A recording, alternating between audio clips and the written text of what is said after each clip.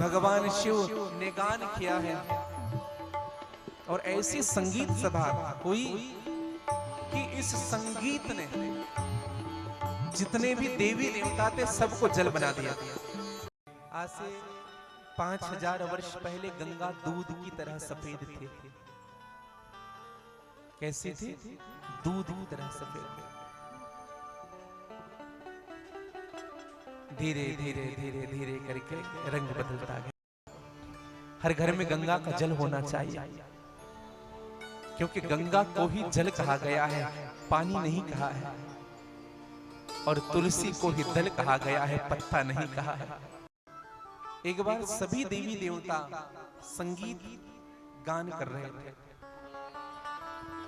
कोई वीणा बजा रहा है, नारद जी महाराज तमूरा बजा रहे थे, मेरी मां सरस्वती वीणा बजा रही है, भगवान शिव जी डमरू बजा रहे हैं, गंधर्व मृदंग पखावज बज रहा है, ब्रह्मा जी गान कर रहे हैं, भगवान शिव ने गान किया है। और ऐसी संगीत सभा हुई कि इस संगीत ने जितने भी देवी देवता थे सबको जल बना दिया। सब पानी बन गए। और जल ही नहीं बने, एक नारी का रूप भी धारण कर लिया। और नारी का रूप धारण करके भगवान श्री कृष्ण के वाम पार्श्व में जाकर के बैठ गए। राधा जी ने देखा भगवान कृष्ण के बगल में कोई स्त्री बैठी हुई है, कहा कि मैं तुमको जीवित नहीं छोड़ूंगी, अभी तुम्हें मार दूंगी। मेरे पति के बगल में बैठ गई आकर के, कौन है तो?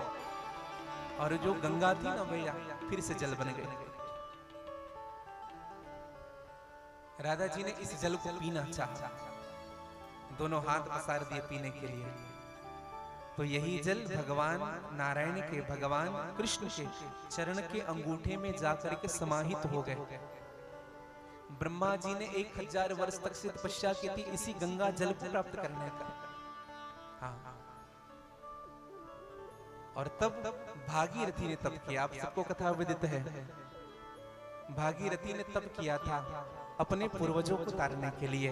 और भागीरथी ने तप किया, तभी गंगा इस धराधाम में आई है, इस धराधाम में। और गंगा आई कहां से? सीधे ब्रह्मलोक से। ब्रह्मलोक से गंगा आई है सीधे सप्तऋषि मंडल में, सप्तृति मंगल से चक्र मंडल में, चक्र मंडल से फिर प्रवाहित होती हुई स्वर्ग मंडल में। और स्वर्ग मंडल में जब गंगा आई तो 4 भाग हो गए गंगा के, चक्षु, भद्रा, सीता और अलकनंदा। जिनमें अलकनंदा नाम की जो धारा है, यही गंधमादन पर्वत से होते हुए आई है, गौमुख के माध्यम से निकली है, जो आज हमारे भारत को पुष्पित और पल्लवित कर रही है गंगा। आज से 5000 वर्ष पहले गंगा दूध की तरह सफेद थी। कैसी थी? दूध की तरह सफेद। धीरे धीरे धीरे धीरे करके रंग बदलता गया। एक संत पधारे थे आज से 400 वर्ष पहले प्रयागराज में। और संत जब पधारे ना भैया, तो उन्होंने जिस कुटिया में रुके थे, गंगा की इच्छा कि मुझे जल पीना है। कहा? बोले गंगा का जल ला करके दे दो। और जब गंगा का जल ला करके दिया ना, संत के सामने रखा, संत ने कहा कि मां, ये तुम ही हो ना? भैया ये गंगा जल ही है। बोले हाँ। आंख में आंसू आ गए। संत ने कहा कि मां तू चली गई,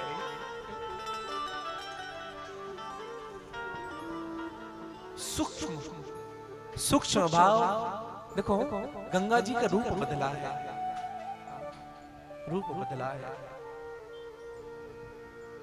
क्यों बदला है बताए? मां को शौक नहीं है रूप बदलने का अपना। वो तो हम सब के मैल को धे तो धोते, वह भी मैली हो गई। आज भी पवित्र करने की क्षमता है गंगा में। क्यों लोग गंगा जी में अस्थि विसर्जन करते हैं? क्यों करते हैं? विचार करिएगा। गंगा जी में अस्थि विसर्जन करने का कारण क्या है? जब हम अपने पूर्वजों की अस्थि गंगा जी में डालते हैं ना, तो 1 वर्ष तक, 1 साल तक वह जो अस्थि होती है वह भगवान नारायण के चरणों में रहता है, जब तक उनकी वार्षिक श्राद्ध नहीं होती है उनको वही स्थान मिलता है। वो हड्डी घुलता नहीं है, समझिएगा। गंगा जी में डाली हुई हड्डी घुलती नहीं है, 1 साल के बाद वो घुलना प्रारंभ होता है। 1 साल के बाद वो क्षीण होती है, फिर उसी गंगा में समाहित हो जाती है। इसलिए गंगा जी में हम अपनी अस्थि विसर्जन करते हैं पूर्वजों के। 1 वर्ष तक वह भगवान के धाम में विद्यमान होता है वह जीव। इसलिए गंगा जी में हम अस्थि विसर्जन करते हैं, जरूर करना चाहिए मेरे भाई बहन। गंगा वारी मनोहारी, गंगा का जल है ना भैया, वो सब सुख देने वाला है आपको। हर घर में गंगा का जल होना चाहिए, क्योंकि गंगा को ही जल कहा गया है, पानी नहीं कहा है। और तुलसी को ही दल कहा गया है, पत्ता नहीं कहा है। इसलिए गंगा जल की महत्व समझिएगा और तुलसी दल के महत्व को समझिएगा। जो व्यक्ति प्रतिदिन गंगा का जल स्वीकार करता है, तुलसी का दल स्वीकार करता है, उनकी कभी अकाल मृत्यु नहीं होती है, कभी नहीं होती अकाल मृत्यु। आप चरणामृत लेकर के जाइए भगवान का। अकाल मृत्यु हरणम सर्वव्याधि विनाशनम विष्णु पादोदकम पित्वा पुनर्जन्मना विद्यते। पुनः जन्म नहीं होता उनका। जो भगवान के चरण से विष्णु पादोदकम पित्वा का अर्थ क्या है? क्या हम भगवान को स्नान कराते हैं वही विष्णु पाद है? नहीं, भगवान के चरणों से जो गंगा निकली है यह है विष्णु पादोदकम पित्वा पुनर्जन्मना विद्यते। भगवान के चरणों का जल है ये। हाँ,